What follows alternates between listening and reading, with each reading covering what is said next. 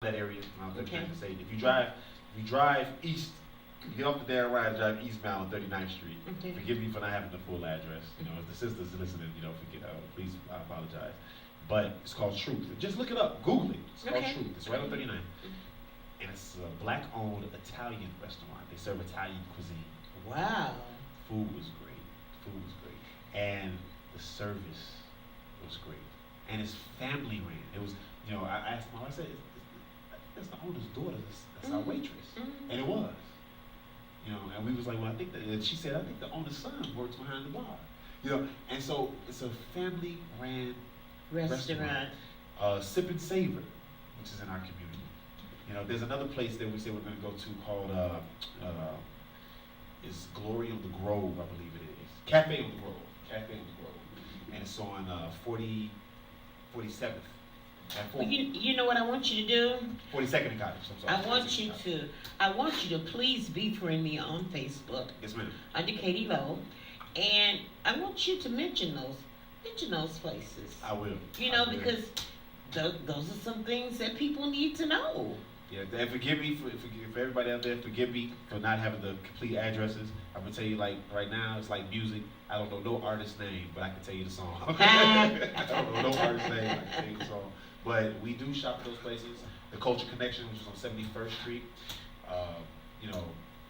We need to start feeding our people. What I realize is that I'm responsible for the steak that's on your dinner plate. Okay. So if we went ahead and withheld our dollars and just removed, and you consider it like that, you feed these people. You feed the people who are responsible for the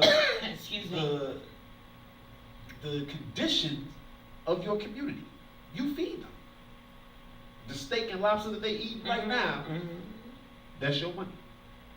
That is your hard-earned money that you worked for, that allowed them, that you gave them by shopping and giving to them.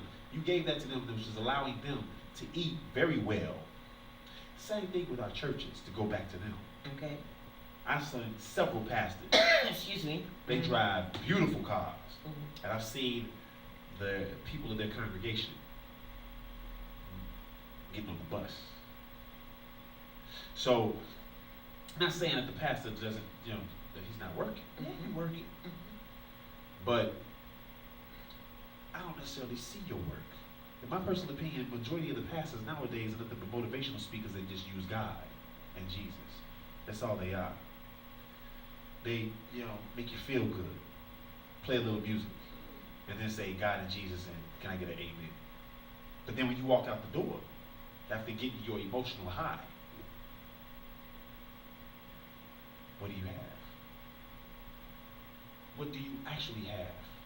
Let's speak logically on it. Let's not be so emotional. Let's speak logically on it. Where are they at in the neighborhood? Are they standing on the corners? Now, I've seen brothers from the Nation of Islam. They on 79th and Halsted, they'll shut the whole neighborhood down. They'll stand on each corner. They got their final calls, and they're out